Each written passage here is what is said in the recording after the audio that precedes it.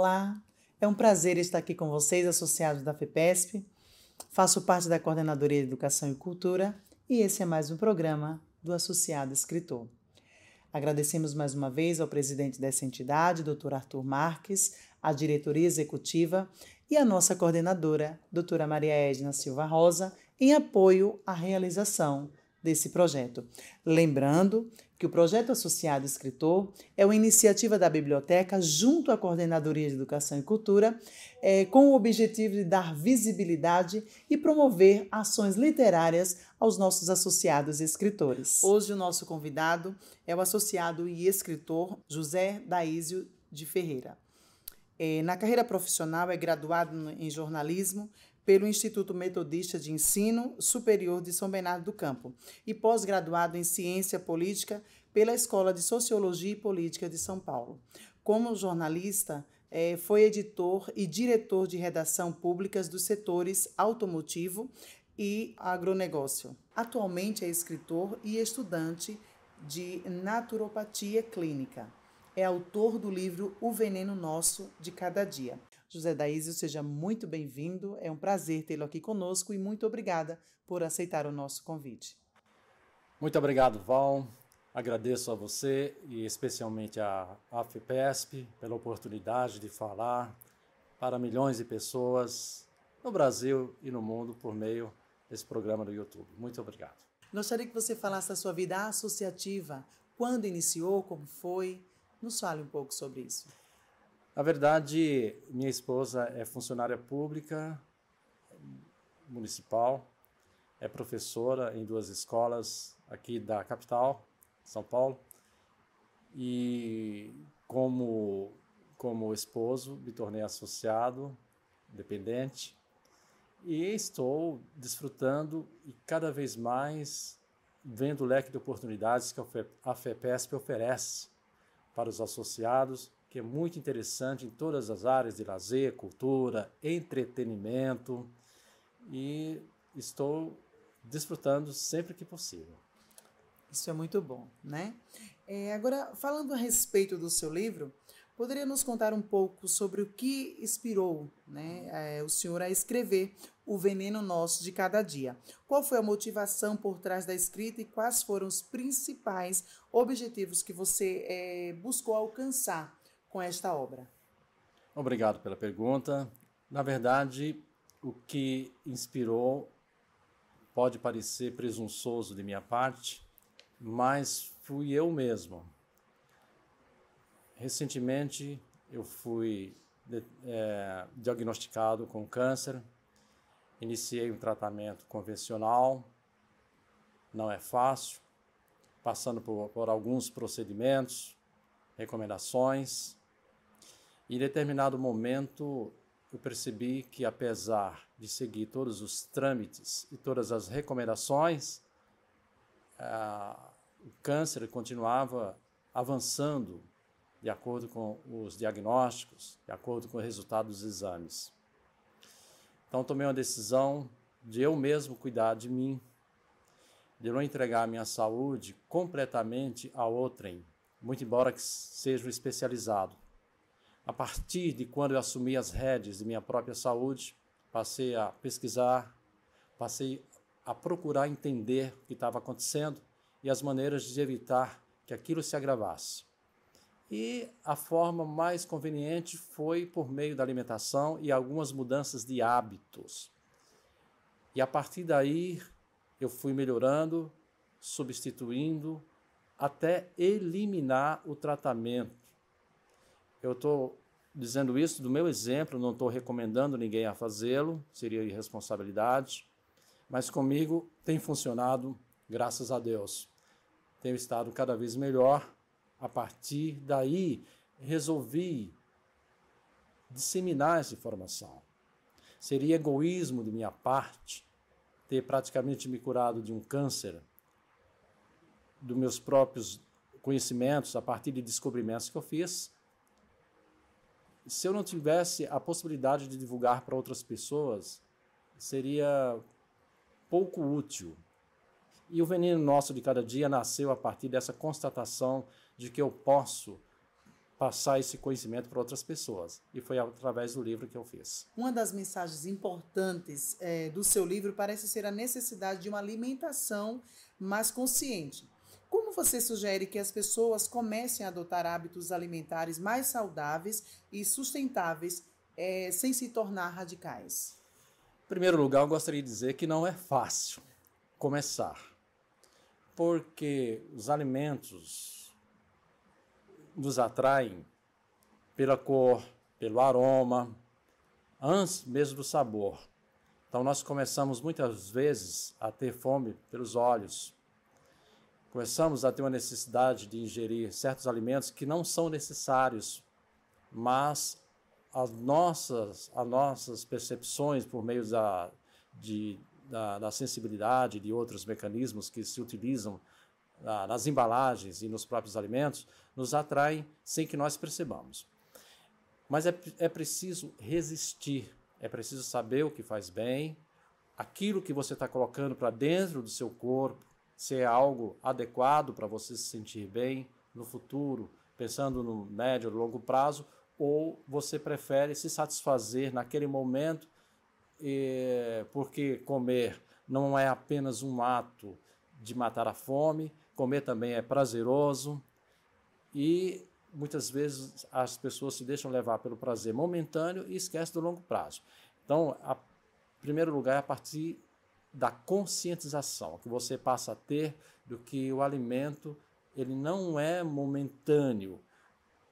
O ato de alimentar-se, sim, mas o alimento, não. O alimento é para longo prazo. Uma vez que ele entra no seu corpo, ele pode causar benefícios ou malefícios, de acordo com o que você come. Então, você tem que aprender a comer para obter resultados no longo prazo. Nossa, é um pouco difícil, né, José, fazer dessa forma, principalmente quando a gente, o que você falou, come com os olhos, né?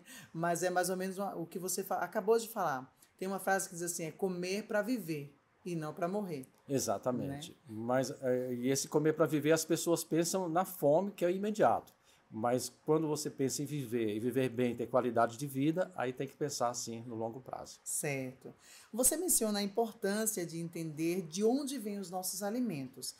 Como podemos, de maneira prática, nos informar sobre qual a origem dos produtos que consumimos? Em primeiro lugar, teria de haver uma política pública que mostrasse a origem dos alimentos. A rigor, as pessoas não têm a obrigação de conhecer, porque nós partimos do pressuposto do que aquilo que nos é colocado para alimentação já está aprovado por diversos sistemas públicos, alguns organismos privados que cuidam da alimentação. Então, nós podemos dizer, olha, se isso foi liberado, é porque é possível. É um engano. Então, assim, o próprio governo, em todos os âmbitos, municipal, estadual, federal, também no legislativo e até autoridades do judiciário, deveriam se preocupar mais em que o rótulo do produto tivesse a informação completa. Eu vou explicar. Hoje, quando se pega um rótulo, você pode verificar quanto tem de sódio naquele alimento, quanto tem de gordura trans.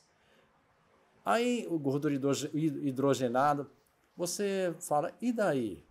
Qual é a consequência? É meia informação. Porque se você não diz quais são as consequências que a gordura trans pode provocar no organismo, a informação está incompleta, porque se o alimento tem gordura trans, porém, não diz até o alcance do estrago que é capaz de proporcionar, as pessoas partem do pressuposto de que isso aqui que está estabelecido é uma gordura trans, é um sódio, pode fazer mal. Porém, se está liberado pelo governo ou está liberado por algum sistema, é porque é possível comer. Mas, avançando um pouco mais, e até mesmo na internet, existem sites sérios que dão informações sobre a alimentação, sobre a origem desses alimentos. Isso é possível e é capaz de fazer. E capaz de ser feito, desculpa. Certo. Mas, por exemplo, quando a gente compra um remédio, é só um exemplo. Eu não sei, eu mesma não costumo ler a bula. O médico me passou o remédio, então eu vou tomar aquele remédio. Mas na bula está tudo que é necessário, ou toda a contraindicação está lá na bula, certo? Então, Sim. não seria, mesmo se contesse nos rótulos, você acha que a pessoa que está com desejo, com vontade de comer, ela pararia para ler Eu na acredito que, intensidade? eu acredito que sim, desde que seja um texto curto e objetivo. Do mesmo modelo, por exemplo, que se pratica com o cigarro. O cigarro hoje tem uma mensagem na própria embalagem que adverte.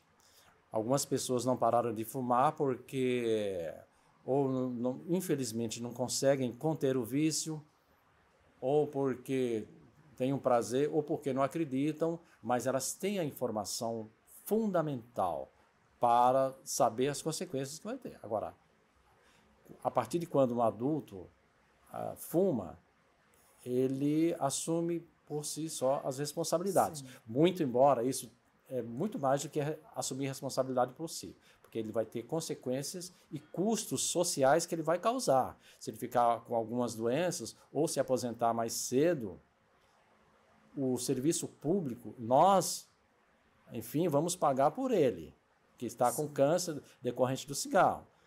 Então, é uma ação individual de irresponsabilidade, Sim. que ele pode dizer, não, quem ficar doente sou eu, e daí?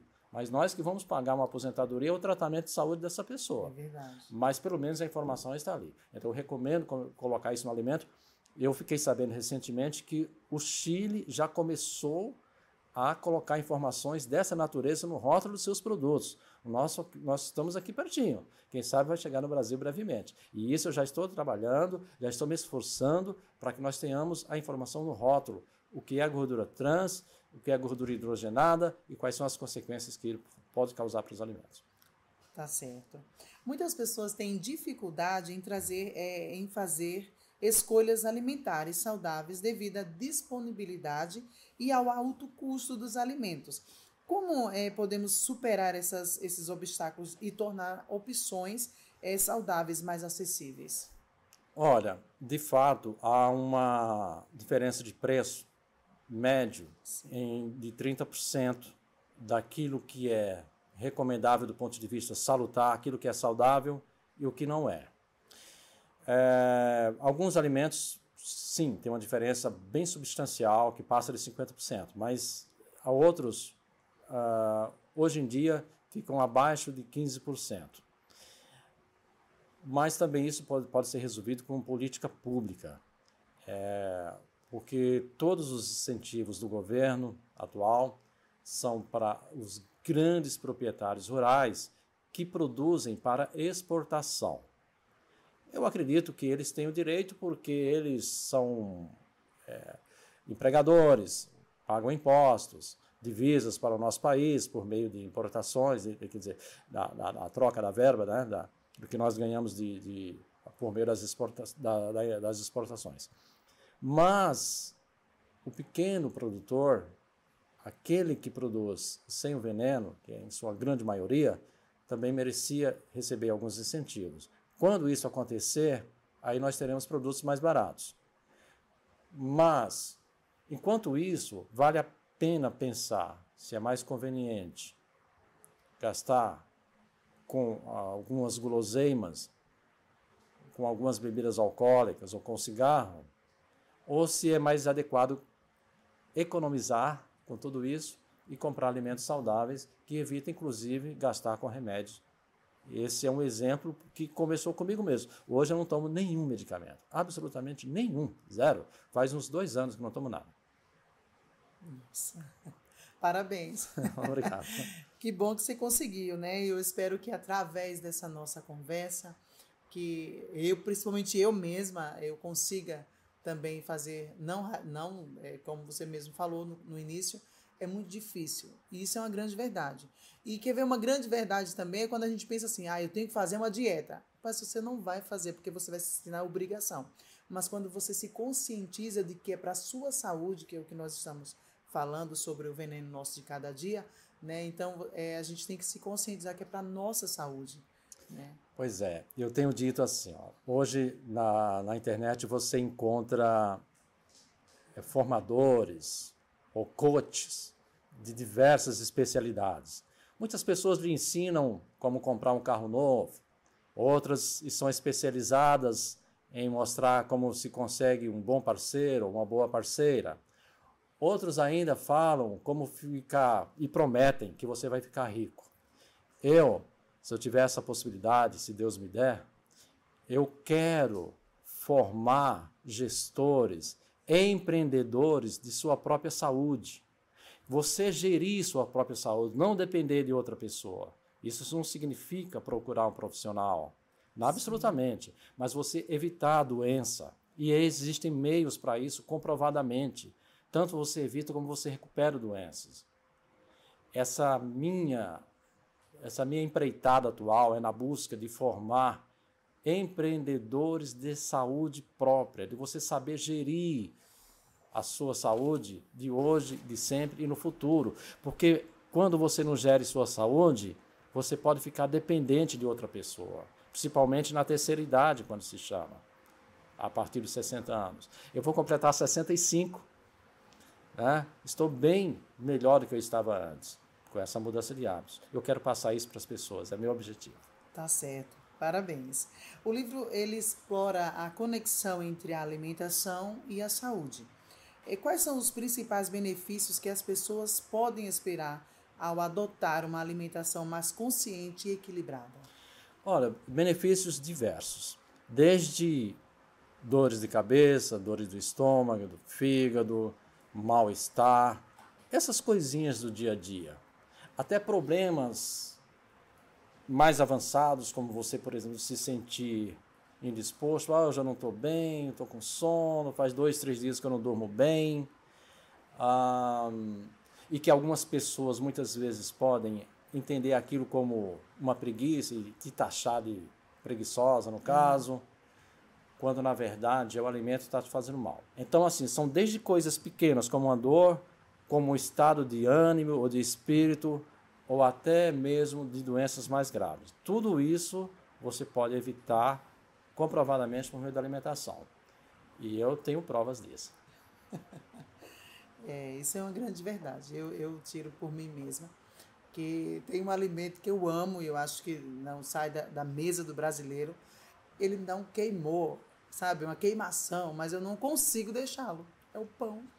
O pão, a questão do pão diz respeito ao glúten. Sim. O glúten, ele causa consequências mais graves em pessoas que são pessoas chamadas celíacas, que elas têm resistência ao glúten. Isso são danos realmente terríveis. O glúten pode ser ingerido por quem não é celíaco, não tem resistência ao glúten, mas com moderação, porque ele, em excesso, ele gera resíduo no corpo e, consequentemente, vai gerar consequências no médio prazo. Certo, mas assim, nós costumamos a ingerir todos os dias. Seria esse, ou melhor, a gente tem que se policiar, eu vou comer pão hoje, eu não como amanhã, ou como que a gente deve fazer então? Seria muito bom se fosse possível fazer isso. Tanto é que em alguns regimes, em algumas dietas, o especialista, ou seja, médico, nutricionista, retira o pão, né? Porque o glúten também ele gera muitos problemas. Agora, uma vez uma pessoa da minha família começou a fazer regime e poderia comer 1/4 de pão por dia. Mas de tanta resistência, ela falou assim para mim, mas faz 3 dias então, se eu ficar 3 dias sem comer, eu posso comer um pão inteiro? Ela queria comer o pão inteiro. Então, assim, é difícil, porque são saborosos, Sim. são deliciosos, o aromas realmente são muito bons, são feitos para isso. Agora, o ideal seria evitar, mas quando comer pouquíssimo. Tá certo. José Daísio, eu peguei esse seu livro aqui e quando eu li, né, Veneno Nosso de Cada Dia. Só que aí, quando você pensa no veneno nosso de cada dia, você pensa numa comida assim, uma churrasco, alguma coisa desse tipo. Mas aqui tem uma lupa e dentro tem uma alface. Quer dizer, a alface, né? Dentro tem a alface. E eu fiquei pensando, mas a alface é o veneno nosso de cada dia? Nos explique sobre isso. Pois é, infelizmente e comprovadamente, o veneno está presente em quase tudo que nós ingerimos atualmente. Porque de uns tempos para cá foi estabelecido um modelo de produção baseado no sistema industrial. Produzir em grandes quantidades para baixar o preço. De certa forma, essas pessoas que idealizaram isso, junto com os produtores, obtiveram êxito, baixaram o preço de alguns alimentos. Mas a um custo muito alto, porque isso gera monoculturas, isso gera destruição de muito da natureza. E a consequência disso é que quando você destrói a natureza, alguns organismos aproveitam daquela situação para tomar conta do espaço que era da natureza e se tornou plantação. Existe um processo natural na vida da natureza que é um bichinho devora o outro e vai se alimentando, um come isso e aquilo e outros comem só vegetais. Quando você tira o habitat dele e você coloca a planta, eles passam a comer a planta. E aí gera um problema da produção. E para evitar isso, eles criaram venenos cada vez mais fortes, porque aqueles bichinhos que não morriam foram criando resistências àqueles venenos. Eles não morriam mais. Era preciso criar um veneno mais forte, e cada dia se cria mais veneno cada vez mais fortes. E outra coisa, no começo se fazia uma aplicação desse veneno por ano, às vezes duas. Hoje em dia já se faz muito mais aplicações, porque os bichos ficam resistentes, os filhotes vão crescendo e vão devorar de novo. Aí eles passam a máquina, e quando não passa um avião, né, faz chover veneno sobre a plantação. Então, o custo disso foi muito alto. E atinge todos os alimentos, porque todos os alimentos hoje são produzidos em escala muito elevada e de forma errada. Comprovadamente, já existem métodos de produção já sendo praticados no Brasil, e eu conheço, até um dos meus professores, um consultor que dá aulas, mas dá consultoria também para produtores de café de Minas Gerais, que se tornaram orgânicos e estão vendendo seus produtos para os Estados Unidos com produtividade maior do que quem usa agrotóxico. Eles reduzem o custo de produção, aumentam a defesa do ecossistema em geral e obtêm resultado melhor.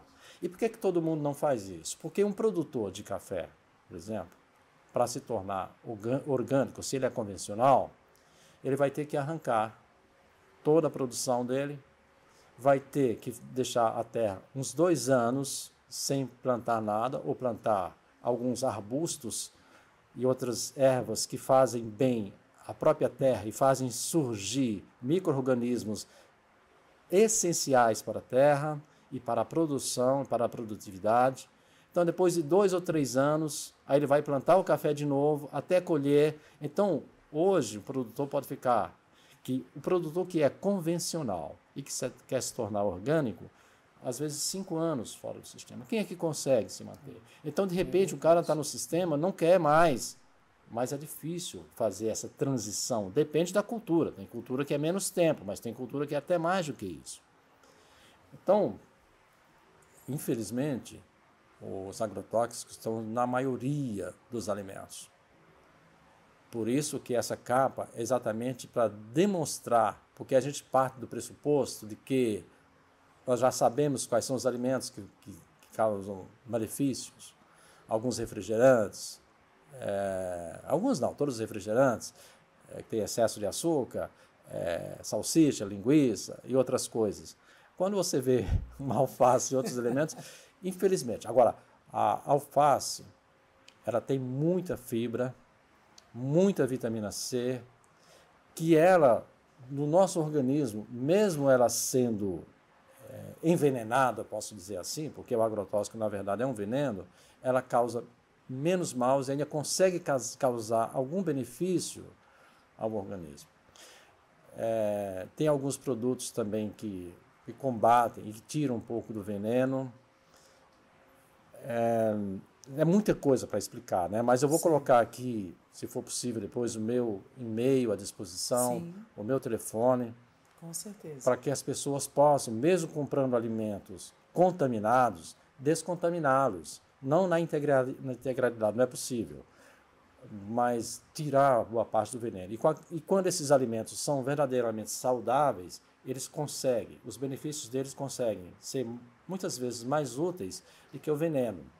O ideal para desintoxicar é comprar realmente um alimento saudável. Hoje, um pé de alface orgânico na feira custa em torno de R$5. Não é tão caro.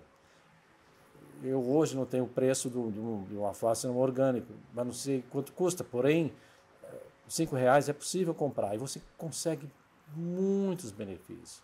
E assim é com outros produtos. Eu posso ensinar pelo e-mail, até pelo WhatsApp. Porque, como eu disse agora há pouco, eu já vivi a maior parte da minha vida. Então eu quero deixar um legado. Se Deus me der o dom de poder deixar alguma coisa para as pessoas, da minha vida, é ensinar a elas a serem gestoras de sua própria saúde. Tome conta de sua saúde você mesmo. Não dependa de ninguém. Porque senão na doença você vai inexoravelmente depender de outrem. Seja de um médico, seja de outro profissional de saúde, seja de um cuidador ou cuidadora. Você vai ficar dependente. Então é possível evitar isso agora. Estou chegando aos 65 muito bem. Essa semana mesmo corri 6 quilômetros. Hoje já fiz minha ginástica, já tomei sol, água. Deus nos deu alguns elementos absolutamente gratuitos para cuidarmos da saúde. Não precisa ir em academia, você pode fazer atividade física. Se você fizer os trabalhos domésticos, o homem também pode fazer, e eu faço em casa. Essa é a atividade física muito benéfica. Se você tomar um pouco de sol por dia, que seja 15, 20 minutos, você está aumentando a sua imunidade, adquirindo vitamina D, fundamental para evitar muitas doenças, não são poucas. E eu até poderia avançar aqui numa seara que não é propriamente minha, mas eu tenho professores que são médicos formados pelas universidades tradicionais que dizem que combateria até o vírus da Covid, a imunidade por meio da vitamina D. Se as pessoas tivessem adequadamente com níveis de vitamina D no corpo, evitaria certas doenças. Isso é de graça, é o sol que proporciona. A água, beba muita água. Faça atividade física, são coisas tão simples. Abaixe, levante, sente no sofá, não fique só sentado no sofá. Quando estiver assistindo televisão, sente, levante, sente. Eu faço esse exercício, às vezes 40, 50 vezes. Só sentar e levantar, isso está fazendo... Porque o nosso esqueleto, podemos chamar assim, numa linguagem simples, ele é mantido em pé pelos nossos músculos. Mas com a velhice nós vamos perdendo um pouco de músculo. E como é que você readquire? Fazendo exercício. Se você tem exercício, você consequentemente vai ter uma estrutura óssea melhor e principalmente músculos para segurar seu corpo. A figura do ser humano de terceira idade, que se tornou comum em algumas placas, principalmente nos setores públicos, em ônibus, em transporte, essas coisas, é de uma pessoa arqueada, sim, com uma bengalinha a partir dos 60 anos, terceira idade. Hoje eu tenho 65, eu tenho uma filha, está completando agora 6 anos, graças a Deus, e brinco com ela, corro, e às vezes corro mais do que ela, né? Não sei até quando, mas tudo isso a partir de atividades e hábitos que não são exagerados. Eu não preciso ir na academia, eu não faço academia. Também não tomo remédio. Eu tomo muita água. Eu pratico dentro de casa mesmo. Ajudo a lavar a louça, varrer o chão, fazer atividades que me fazem agachar, levantar. Isso torna a estrutura óssea comprovadamente e o músculo mais forte. Mas não, a pessoa vai ficando velha e acha que é natural. Se você achar que é natural, ficar velho, não, isso é doença da velhice mesmo. Eu cheguei a achar. quando eu tinha 60 anos. E agora estou completando 65, não acho mais, estou muito mais saudável. Isso. É assim que deve caminhar a humanidade. Mas as pessoas têm aquela frase, assim caminha a humanidade, mas como se fosse para uma derrota. Você já passou dos 60, então você está na fase descendente. Não é, você não está descendente, eu não estou. Você tem que se arrastar agora. É, se arrastar, ou ficar arqueado, pegar uma bengalinha.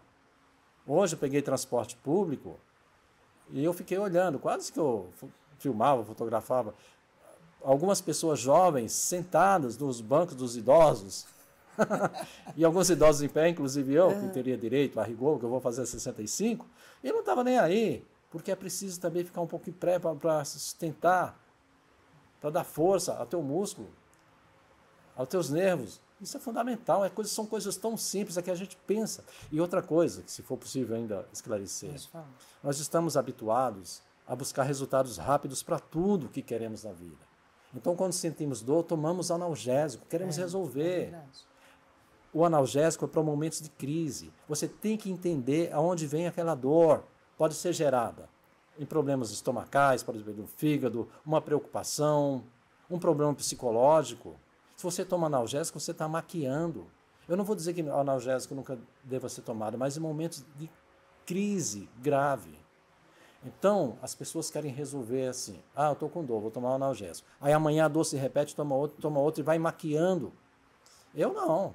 Se eu estou com dor, esses dias eu estava amanheci com umas dores na coluna, não tomei remédio. Eu fui ver alguma postura errada. E depois eu lembrei que eu peguei muito peso, que eu fiz algumas mudanças, agachei de maneira errada. Então, esperar que naturalmente o corpo recupera. Não tenha pressa. Uma doença que você tem hoje, não nasceu hoje. De repente, é uma mudança de hábito. Aquela doença, ela vem causando danos microscópicos no seu organismo, insignificantes do ponto de vista diário. Mas quando se acumulam ao longo de 10, 20 anos, causa consequências, às vezes, irreversíveis. Aí a pessoa quer resolver dali a um mês. A pessoa, às vezes, vai acumulando gordura durante 50 anos e quer ficar magro em uma semana. É uma tendência da sociedade, eu nem critico, procuro compreender as pessoas, porque a medicina, porque a ciência procura também, muitas vezes, dar solução rápida para essas coisas. E quem tem dinheiro consegue, mas quem não tem fica frustrado. Às vezes contrata um profissional inadequado e acaba pagando com a própria vida, porque faz alguns procedimentos em lugares errados, porque não tem dinheiro para fazer o correto. Então, por você mesmo, por mais ninguém, cuide de sua saúde. Seja empreendedor da sua própria saúde para não depender de ninguém, nem do médico, só em caso de extrema necessidade. Isso é o que é fundamental e que nós precisamos ter para uma saúde geral da nossa nação. Se Deus quiser, conseguiremos. Essa seria uma pergunta que eu faria para o senhor, a nossa última pergunta, e o senhor já respondeu, né? E muito bem respondido, porque, na verdade, é exatamente isso. Qual seria a mensagem que o senhor deixaria, né, sobre ser ou criar hábitos saudáveis? Né? Que nós venhamos nos conscientizar, você, marido, ajude a sua esposa, não fique só no sofá, não. Olha aí, você ouviu o que o José Daísio falou, é exatamente isso. A gente pensa que é a academia que dá o resultado, né? A gente vai sempre pensar isso, mas uma caminhada, né, também faz isso, porque eu comecei algo tão brusco também, né, eu fiz uma dieta que foi do dia para a noite e trouxe um resultado. Mas depois, quando eu não quis mais fazê-la, o meu cérebro falou assim, olha, você precisa comer, que acho que você vai morrer. Sabe, eu comi bem mais. Pois é. Mas é exatamente isso. Tem uma frase que diz assim, você é o que você come. Eu não sei se o senhor vai concordar com isso. E tem outra frase do Hipócrates, filósofo grego, que diz assim, faça do alimento o seu remédio e do seu remédio o seu alimento. Porque e é verdade, e ele disse isso há milhares de anos, porém ainda funciona hoje, depende do que você come, você vai ter saúde ou doença. Eu me sinto muito feliz com essa estadia aqui. Muito obrigado à FEPESP em conceder essa oportunidade de falar com as pessoas, de buscar transmitir uma mensagem de um acontecimento que era particular, começou comigo mesmo, foi a minha doença, que se transformou num embate e no resultado positivo que agora eu quero levar para mais pessoas, sempre que for possível. Também tenho algumas palestras de saúde que eu estou levando para as comunidades gratuitamente, igrejas, e onde tem a gente fazendo bem. Para empresas eu cobro, porque eu também preciso me manter, mas para quem precisa, eu posso fazer palestras gratuitamente sobre saúde, prevenção e como gerir a saúde. Até mesmo para as empresas faz bem, porque elas podem reduzir o absenteísmo. Muita gente falta. Eu conheço algumas pessoas que foram taxadas de preguiçosas, quando no fundo ela tinha uma doença chamada desbiose, que causa, uma das consequências é a pessoa ficar com uma falta de energia, uma indisposição tão grande que se assemelha a uma letargia. A pessoa acha que está com preguiça extrema ou depressão, mas na verdade é uma origem da desbiose. Eu até tenho uma palestra sobre esse assunto que eu devo apresentar brevemente, inclusive em hospital aqui de São Paulo. Tá certo. Nós aqui lhe agradecemos, muito obrigado mais uma vez por aceitar o nosso convite. Muito obrigado mesmo. E eu quero convidar você, que é nosso associado e que é também escritor. Não fique de fora, venha participar conosco. Quem sabe você não será o próximo entrevistado. E a você, que é nosso associado, mas não é escritor, se inscreva no nosso canal, dê o seu like, seu joinha e participe conosco. Até o próximo programa.